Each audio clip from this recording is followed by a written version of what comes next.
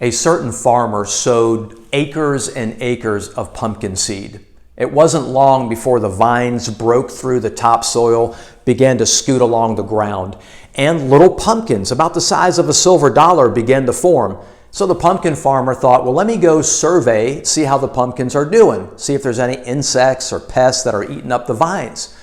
While he's out there, he comes across this certain area of the pumpkin patch closer to the highway where somebody threw a glass jug into the pumpkin patch.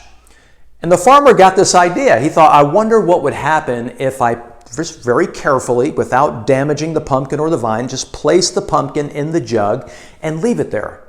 What would happen? He does that. Months go by. The farmer forgot about the pumpkin in the jug. But as he looked out on the fields, he could tell it was almost close to harvest time. So he goes, let me go out there again and see how the pumpkins are doing. And he is standing out there in his pumpkin patch, surrounded by these awesome, big, lush, orange pumpkins ready to go. But then he comes across that pumpkin months previous that he put in the glass jar. Very interestingly, that pumpkin was different. That pumpkin only grew to the shape and size of the glass jar it was placed in. That glass jar actually became a prison to the pumpkin. I love that story because I bet you have goals, dreams, ambitions. I know I do, things that we want to accomplish and achieve. But then if we're not careful, we can allow fears and self-doubt to come in. What happens? Fears and self-doubt, if you let them, can act as a glass prison to prevent you from moving forward.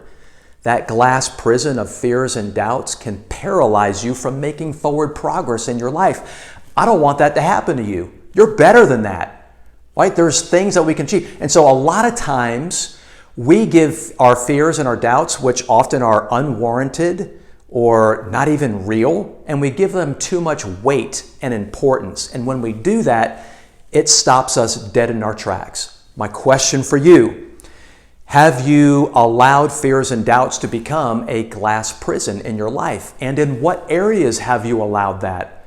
Is it time, my friend, to take the glass jars and smash them, set yourself free? I'm one that personally believes that if you and I would take action, a lot of things in life can be solved if we simply take action. Take action.